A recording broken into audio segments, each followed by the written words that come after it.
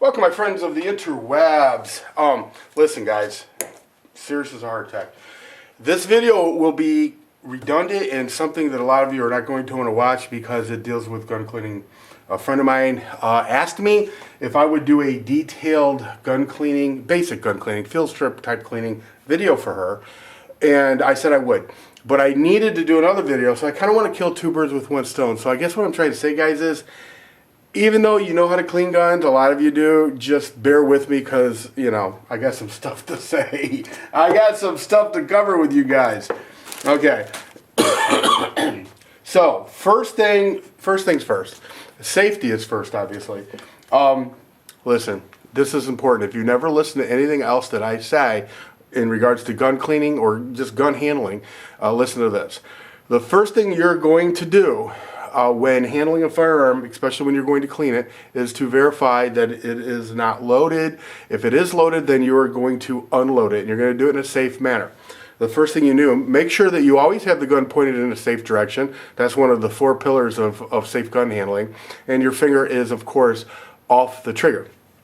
So the first thing we're going to do is we are going to remove the magazine. And by the way, this will cover a semi-automatic pistol. However, having said that, different guns break down different ways. So this is definitely not the end-all to be-all to how to break down a handgun. This is a Sig Sauer P229. Revolvers obviously don't break down like a semi-automatic gun, but the process of cleaning a firearm is universal, and I'll get to that in a minute. So the first thing we're going to do is make sure this firearm is unloaded. So I'm going to remove the magazine and verify that there's nothing in the mag. And I'm just going to go set the magazine off to the side. Okay, now quick pop quiz. Does that mean that this gun is now unloaded? The answer to that is hell no, it doesn't mean that it's unloaded. So there could be a round in the chamber. So of course, with our finger off the trigger, we're going to, and I like to do this 3 times. I know it's redundant. A lot of people laugh at me about this, but I don't care. 1, 2, 3. I've racked it 3 times. In this case, there's an external hammer, so that's in the rear. So now what I'm going to do is I'm going to lock the slide to the rear. Okay, now that the slide is locked to the rear, I'm going to visually, and I'm going to go that extra step and physically verify that there is not a round in the chamber. This gun is not loaded.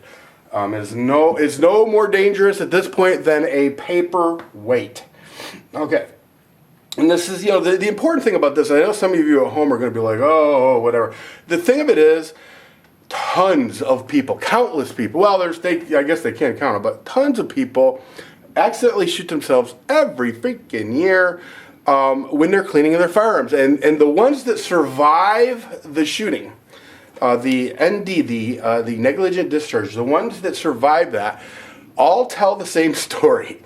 It's the same story over and over and over. And that story is, I could have sworn that the gun was unloaded. Well, we don't have to swear anything because we know damn well that this gun is not loaded. But as you notice, I still have it pointed in a safe direction. Now, to tear down a Sig Sauer versus a Glock, okay, let me show you real quick with the Glock.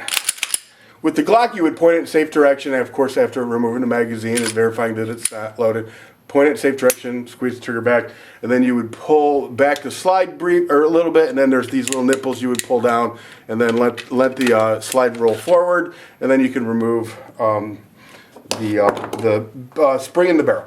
So, but this is not a Glock. This is a Sig Sauer. So the Sig has a takedown lever. Okay, so what we're going to do is we've got the slide locked into the rear position. We're going to move the takedown lever in the down position, like that, okay? And then what we're going to do is we're going to pull back a little bit, release the slide, and then let the slide come forward. And that will remove the slide from the frame. So now we have the frame, and then we have the slide with the guide rod and spring assembly, and of course, the barrel. So to remove the springs on these it's pretty simple. It works the same way with the Glock too. You basically push this way and then just lift up. Be careful though, because it's going to be under tension, and you don't want to accidentally slip it and come back and hit you in the eyeball. That would suck, and you'd feel pretty stupid. And then basically taking the barrel out is pretty easy. Come forward a little bit and then come up and then back. And there you go. So now you have this firearm in 4 different pieces. The guide rod and spring, the barrel, the slide, and the frame. Okay, so we're prepared to clean. This is not going to be a detailed cleaning. I'm not going to be taking intricate parts off of the gun because, first of all, it doesn't need it. And second of all, that's not how I roll. I know some of you guys love to do that stuff. I'm not that guy. I have Glocks that have thousands and thousands and thousands of rounds to them, and I've never cleaned them like that. I just haven't. I know some of you guys are like, what? But, you know. So anyway, before I go any further, let me tell you, this is the things that we're going to use. We're going to be using a rod, a cleaning rod. Okay. Some guns come with cleaning rods. The Glock comes with a plastic one. I've always, maybe because I grew up using the metal ones, I just use them. I don't think that they damage the barrel. Some people say they do. I don't think they do. You're going to need cleaning patches, a bunch of them.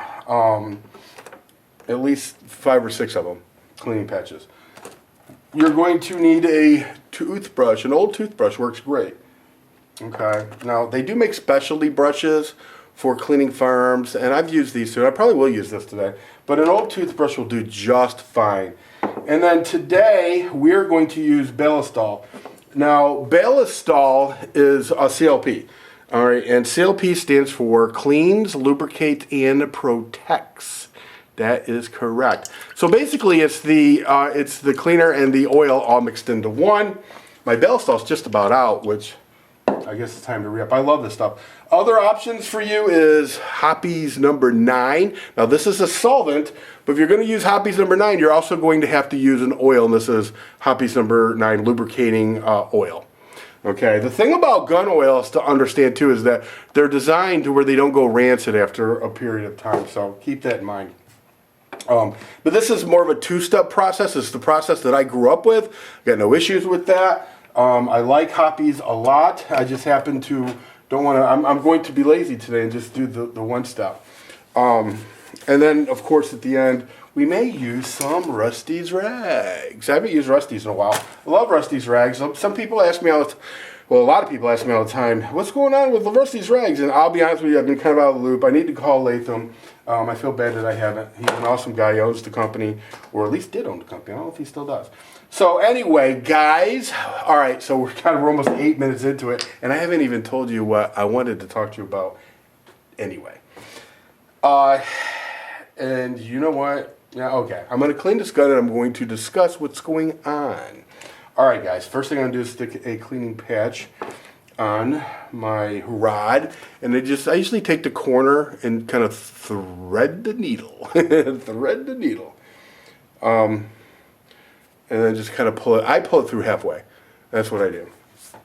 And then I just go ahead and get my patch wet with the Ballistol. Now, a lot of people will take and pour a little Ballistol into a container and so they don't contaminate, which is, I think, a bullshit term when it comes to this stuff. I don't. This big bottle here is almost empty. I have always just dipped the rod in there. That's just how I am. Everybody has a... Listen, none of this stuff is, chiseled in granite the way it's supposed to be. It's just, you just clean your gun, So when I put my patch through the barrel, I twist. Just like that. I twist. All right. And you know what? Considering we're 9 minutes into it, I'm sorry, guys. I'm going to have to make the other video just its own video because I got some important things to tell you.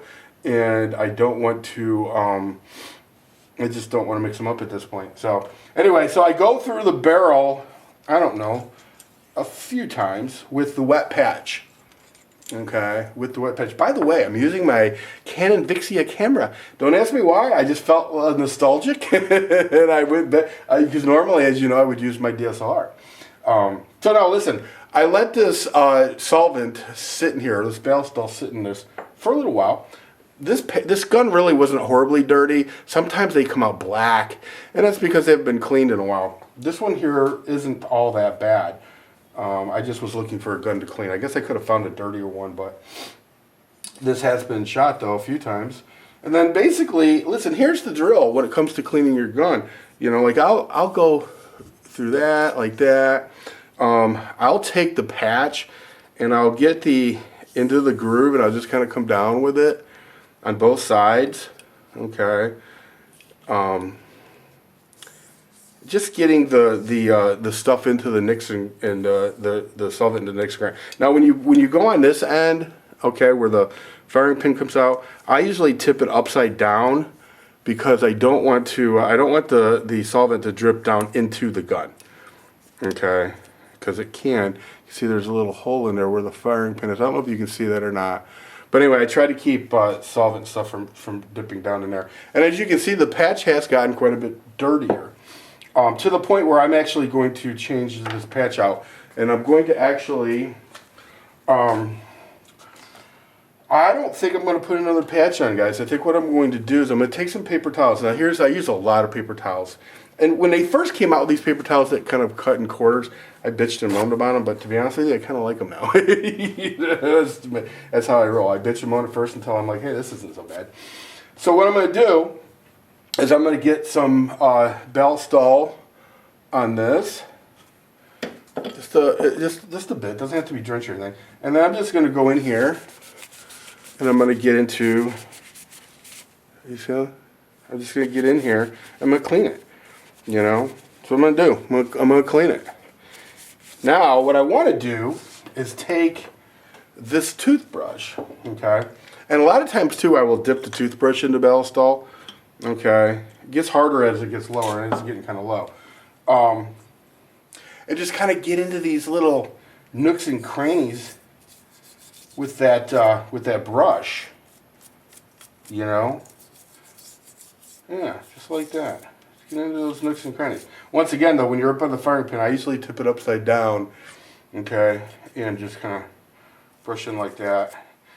You don't have to scrub hard, and obviously it depends. A lot of it depends on how dirty your gun is. This gun is not that dirty.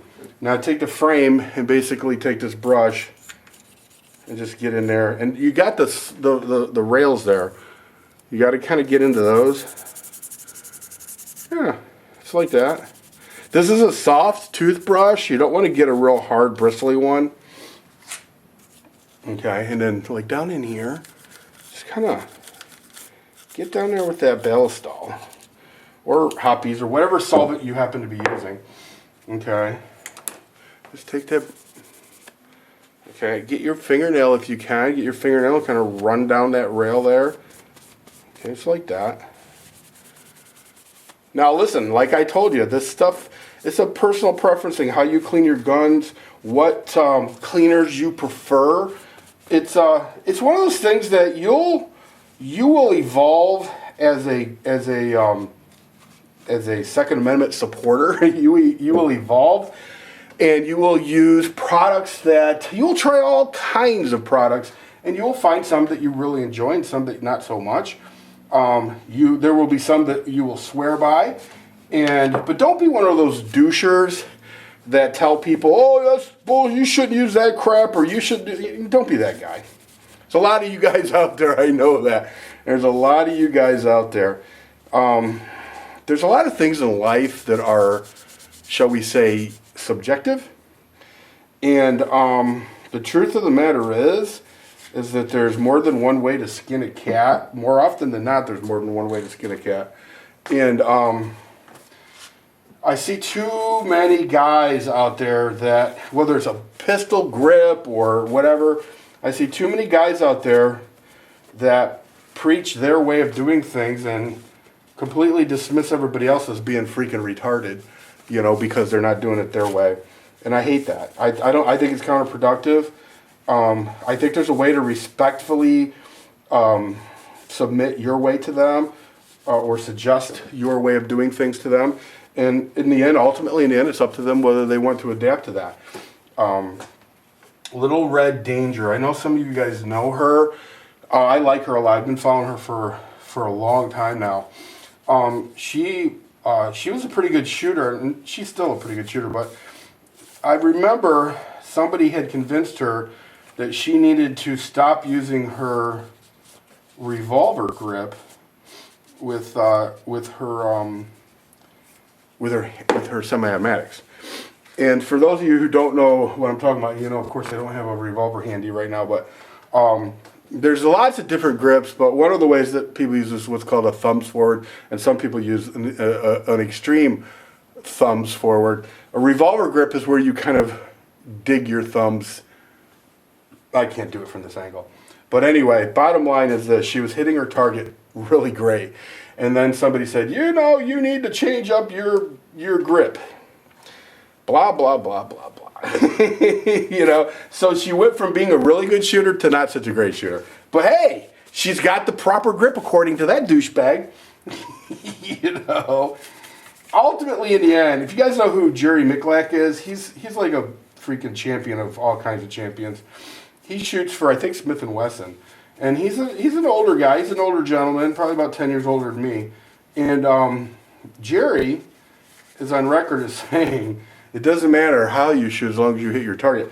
He actually has a video where he shoots with his pinky upside down, and he's hitting the target.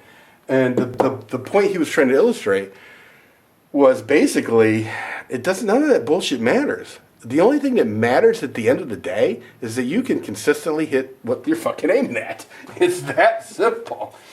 It is. It's that simple. So anyway, now I'm just taking a dry cloth, or paper towel I should say, and wiping off the stuff. The whole object of cleaning a gun is to remove gunpowder residue and grime debris. Sometimes, well, we all know this, that if you shoot long enough, little particulates will get attached to your gun, whether that's sand or dirt or whatever, because your gun gets oily and greasy and this and that, and things just tend to stick to it. And so anyway, the whole point to this gun cleaning exercise is just to remove that stuff.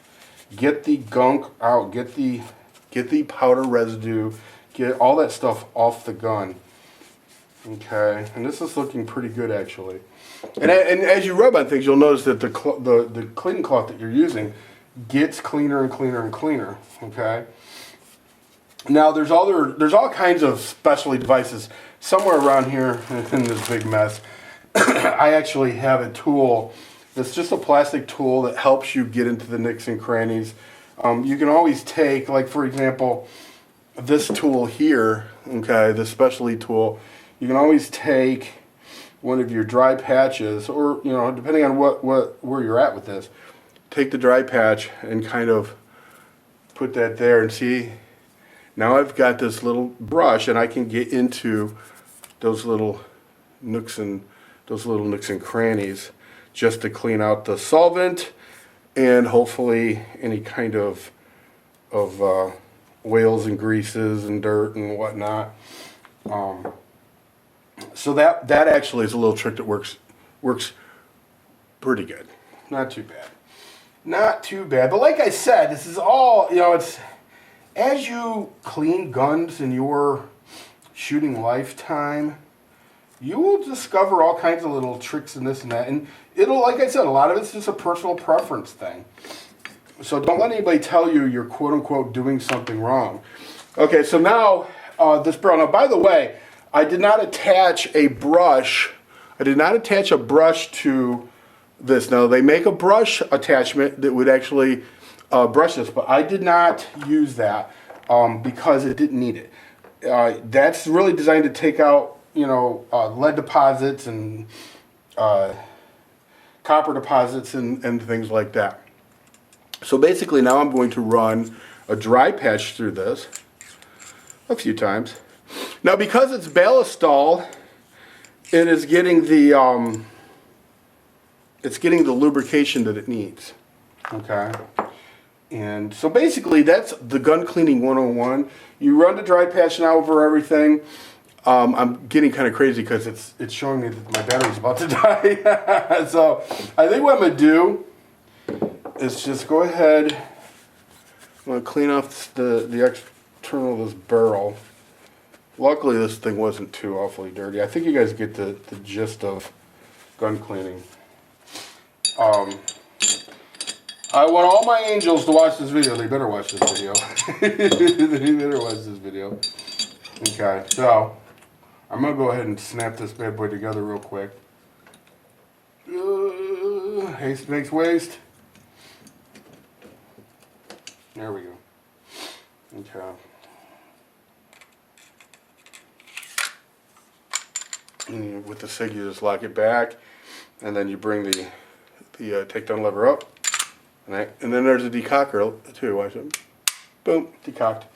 Okay, so then I'll take paper towel and I'll just finish kind of wiping this down, and I probably might even hit this with some Rusty's Rags, which is a silicone protectant. It's really awesome. I should probably do another Rusty's Rags video because I haven't done it in a long time. So there we go. There is a very clean Sig Sauer P229 Equinox. So if you have any questions, let me know in the comment section. I'm going to get my power cord, come back out and make that video that I was going to include with this because I do have some important things to say. There you go. Gun cleaning 101. Everybody take care. See ya!